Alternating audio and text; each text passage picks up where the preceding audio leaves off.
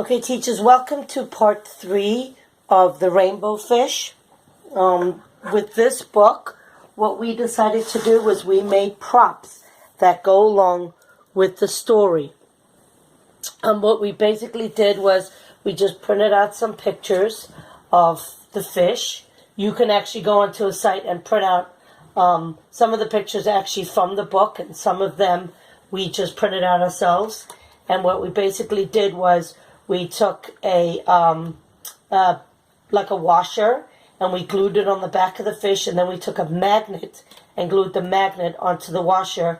That way the magnets will stick onto the fish, because if you put a magnet on a magnet, if you have two positives, they'll resist, so it'll just spin around, or sometimes it won't even stick, so that way it'll just stick right on there. And that's where the washer is with the magnet. So that's why we put the washer, and then we put the magnet. That way the magnet can just stick onto the board. So each one of them has a washer, and we just hot glued magnets as well onto the back of those.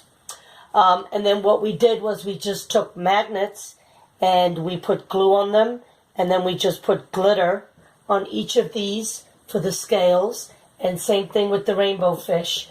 We'll give each one of these a scale. So each one of these has a magnet, as each fish was given a scale. So if the rainbow fish has 7 scales, then you need 6 fish, because the rainbow fish ends up with 1. And then basically what we did at the back of the rainbow fish was the same thing. We have 7 washers and 7 magnets, and that way all of his scales will will be able to fit onto him, in the beginning of the story, and then he starts to give each one out. So in the beginning of the story, Rainbow Fish starts out, he has all of his scales, and the other fish each have 1.